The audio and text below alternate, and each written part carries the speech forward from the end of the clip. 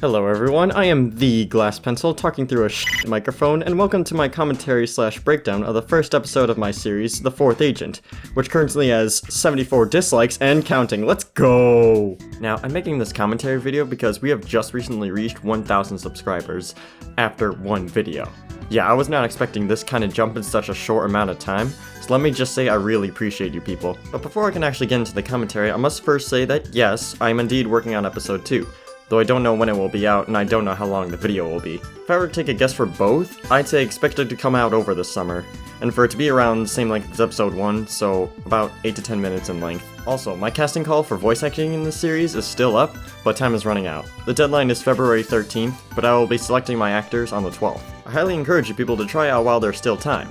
Or if you know someone else who may be interested, don't hesitate to show it to them. As of now, I have a good number of worthy candidates, but I always enjoy having more options. Link for the casting call will be in the description until, of course, I decide to close it. Anyway, in this breakdown video, I will attempt to do a few key things. 1. I will explain my work process in making this animation. I'll be going over what tactics I used, what things or ideas I was trying to convey, all that good stuff. 2. I will explain why some things are the way they are. By that, I mean I will go over some of the limitations I ran into, and how I changed things to overcome these limitations. 3. I will go over where I struggled or made mistakes. Now, I'm going to try and ignore the tiny, nitpicky mistakes and focus more on the bigger issues, but as a perfectionist, sometimes I just can't help myself. As they say, an artist's greatest critic is himself. Anyway, enough talking, let's get into more talking.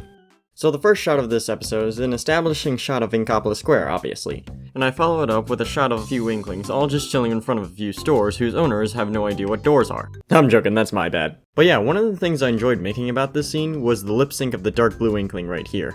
Because I wasn't going to have him actually say anything, I wasn't sure how to move his lips, and I didn't want him to just have a generic up and down kind of thing. So what I did was I picked a song from my Spotify playlist and had him mouth the words to that song. You wouldn't be able to tell what he's saying from this angle, but that doesn't really matter. Also, we get Fiona's head moving by, and I intentionally draw interest in her by having the group all look at her as she passes. Now in this next shot, we have more dudes just minding their own business, and like the last shot, I used the lyrics of a song to create their lip movement. And this right here was just me trying to get my walk cycle right. It wasn't that great, but I think I fixed it up in the next shot right here. And now we get a full body reveal of our main character. Yay!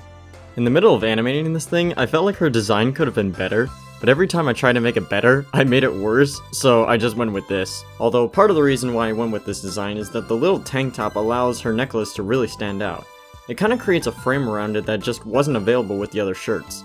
Now this was a walk cycle where I just couldn't get it right, you know. I had the poses down, but I could never get the timing right to where it looked natural. I mean, I eventually figured it out, but it took me a while. And this, oh jeez. This thing right here, with the ink tank just meshing into the wall, this is not a little mistake. This right here is a problem that I actively chose to ignore, because I was too lazy to reposition Fiona's hands when she grabs it. And my cope was, it's no big deal, no one's gonna notice. Yeah, that's a terrible thing to do in animation. Never assume that no one will notice. Moving on from that, we are now introduced to my favorite character of the episode, Brayden.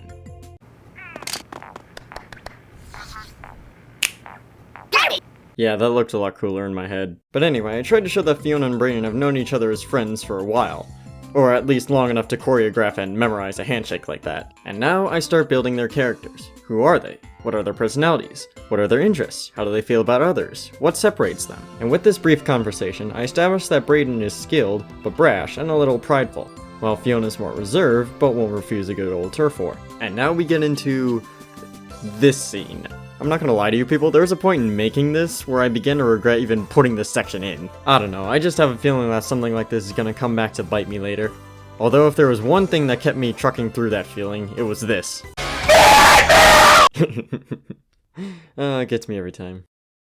Welcome everyone to the worst piece of animation you have ever seen done by me. Alright, I know people don't like it when an artist rips on their own work, but come on, look at this, it's terrible. It's so stiff and lifeless. Oh well. That's what happens when you animate with these models for the very first time. Although, there is actually a lot to talk about in regards to this scene on the ship. First of all, did you know the series was originally supposed to be in 2D? Yeah, I had originally planned on making this a 2D animated series on a trash website called Scratch. But after taking 4.5 months just to complete a 1.5-minute long trailer, I realized, I don't want to do this in 2D. So, I switched to SFM. And yeah, there was a learning curve, but I managed to figure it out, thanks to online tutorials. It also helps that my laptop can actually handle SFM. Well, not handle, but it can run SFM. Also, this scene in the ship was originally supposed to be the first scene of the episode. As a matter of fact, everything that comes after this scene all the way to the end was made before the scenes in Inkopolis Square. Yeah, that opening with Fiona and Brayden was animated last. I was first planning on making this scene the first one because I wanted to immediately set the tone for the series. I wanted it to be dark and intriguing. However, I ultimately opted for the Inkopolis Square opening because it gives the viewer a reason to care about Fiona and Brayden specifically. I mean, you probably care about them even with the dark original opening, as they are innocent people being attacked, but you wouldn't know who the main character is until it was more than halfway over. That's not necessarily a bad thing, but they would be no different than anyone on the orange team or the other two members of the blue team. I wanted the audience to value these two more because they are much more important to the story. And finally, the inspiration for the scene comes from Genndy Tartakovsky's Star Wars The Clone Wars series, specifically Volume 2's opening scene, where the ARC troopers are all suiting up for a rescue mission. It was and still is one of the coolest things I've ever seen. And now we are introduced to Captain R. Moving on, so we got this Octoling kneeling before Octavio, and I was originally planning on having her walk up to Octavio kneeling, but my walk animation was pure garbage, so I just went with this, and it actually worked out much better. Alright, so I'm gonna tell you people right here, Mori Towers was actually not the original setting of the Turf War. In my 2D series, I was originally planning on having the map be the Monte Maria, and what would happen was Octavio's ship would actually shoot metal claws out, grab the Monte Maria, like the ship, and pull it away from shore, breaking the chain and everything. This way, the Inklings wouldn't be able to escape. However, when I switched to SFM, there were two problems with this. One, at the time, there was no Monte Maria map in the SFM workshop. I don't know if it's there now, but it's too late for that. Two, even if it was there, I wouldn't have any way of moving the actual ship, so it couldn't be pulled away. So, of the maps available, I went with Mori Towers because I like it. So here, we have Fiona jumping down and... Look, I know I said I wasn't gonna point out tiny mistakes, but... Now this shot with the Inkling girl was very painful because it was the first time I was animating with long Inkling hair. Oh my goodness, her hair. You can tell by how it ended up that I was struggling to get it to do what I wanted it to do. Now right here, I used Half-Life missiles, I think, because I couldn't find any Tenta missiles in the workshop. Maybe they're there, but I couldn't find them. That's why I had this guy refer to as missiles as opposed to Tenta missiles. Oy vey, this part was annoying. My computer was so laggy at this part. I'm assuming because of the giant ship and all the Octolings standing near each other. I don't know, whatever the reason, this part took a long time to animate due to lag. But at this point I was finally getting used to animating with these models. Okay, if I'm being honest, this is probably one of my favorite shots in the episode, because this was the first walk animation that I thought actually looked decent. I thought it was flowy, looked natural, there's even a small hesitation in her leg as she looks up. I just love it, really proud of this part. And now we're introduced to the members of the orange team. Starting with Miss Schoolgirl here or whatever. And on the spawn point we got a guy with a brush, and a guy that I have personally named Gene, which is short for f***ing generic. I mean, look at that outfit. Although, I guess that statement would imply that these people don't look generic? Okay, look, character design is not my strong suit.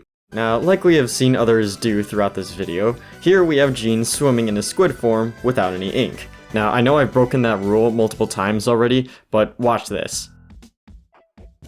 Okay, if I could do that, then what's my excuse for breaking the game's rules?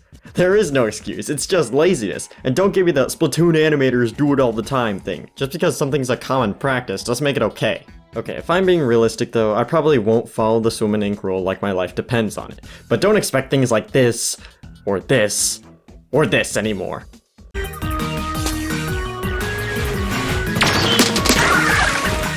That was another thing that looked cooler in my head. Yeah, it wasn't horrible, but I feel like the execution just didn't match my expectation. I mean, who stops themselves in midair?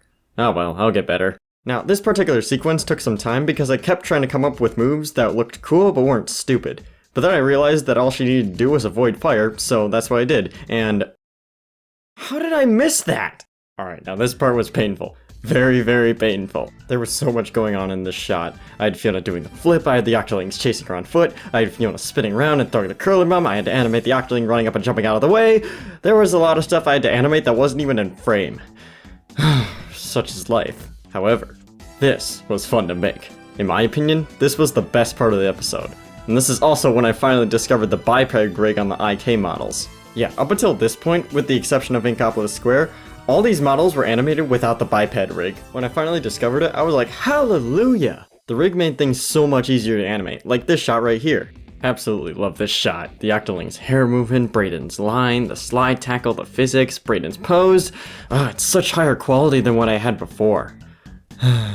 Too bad I totally stole the choreography from the winglet. Now this shot was a lot more frustrating than it looks, because my original idea was to have Fiona roll out from behind the block and then shoot the Octoling, but I couldn't get a camera angle that looked good, so I had to come up with something else. So my thought process in the change was, if she climbed the block, Fiona would give herself the high ground over the Octoling. If the Octoling reacted quickly and Fiona got into trouble, she could retreat backwards and head up the ramp, giving herself the high ground once again. I figured being smart is better than being cool in this instance. Or maybe it's stupid, I don't know, I never tried it in game. Now we get another quick chat with Fiona and Brayden, and what I basically do here is reinforce who they are and what they care about. I'm basically hammering in, these two are different! Another thing to mention about this scene is that I end up breaking the 180 rule. For those who don't know, the 180 rule is a guideline regarding two objects within a scene. By keeping the camera on one side of an imaginary axis, you divide the two characters into the left and right of the frame. This guideline helps to keep things visually consistent and prevents the viewer from getting confused. Here you can see Brayden is mostly on the left, while Fiona is on the right. However, in this shot, the two have suddenly flipped in their left and right positions. This isn't a horrible offense considering that I was mostly consistent with their positions, but there are still things to be said. First of all, I didn't actually know about the rule until after animating the scene. Secondly, the reason this is still in the final cut, even after I found out, is because I wanted the shot of Fiona's eyes catching the falling Octolings. However, this problem still could have been fixed. What I could have done was simply flip the camera so that it would originally look like this, with Fiona on the left and Brayden on the right. Now, the reason I didn't do that is because then the actions and gestures they would do would be moving away from the camera.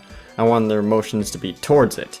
Real quick, I'd like to mention that I really like Fiona's head shake right here. Just an acknowledgement of Brayden treating the sudden attack like it's a game and how stupid it is.